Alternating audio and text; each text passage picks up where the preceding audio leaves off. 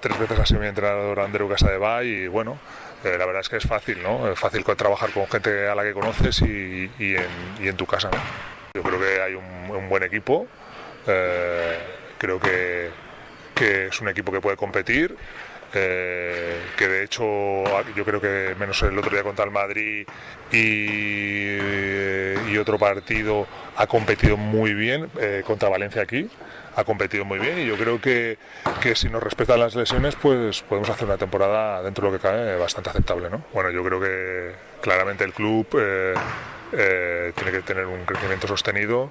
Yo creo que tenemos que ir poco a poco y bueno, no nos ponemos límites, ¿no? Ni metas, ¿no? Queremos lo que te he dicho, crecer sostenidamente, cada vez tener mejor equipo, cada vez exigirnos más y bueno, no nos ponemos límites, ¿no? Yo creo que tenemos muchas cosas de las que alegrarnos, sobre todo ahora ya tener un sponsor como el Tecniconta.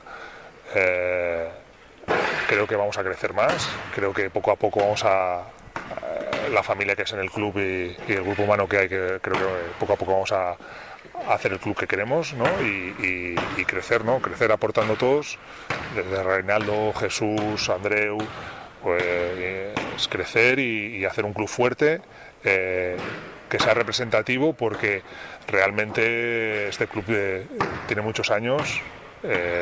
Hay una base muy importante de gente, de jugadores, que lo que queremos es que este club esté en lo más alto posible, ¿no? Bueno, conozco bastante el mercado, ¿no?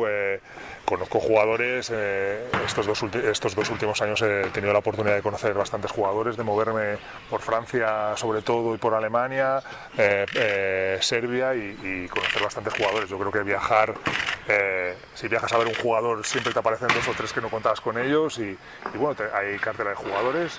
Yo creo que hay jugadores buenos y jugadores interesantes, pero también aquí hay una cantera y si desde hace tiempo, desde hace muchos años, el Básquet Zaragoza, el Tecniconta Zaragoza se ha basado en algo, es en la cantera, ¿no? Yo creo que tenemos que pensar en sacar nuestros 2, 3, 4, 5 jugadores de la casa que se sientan identificados con el equipo y con la ciudad.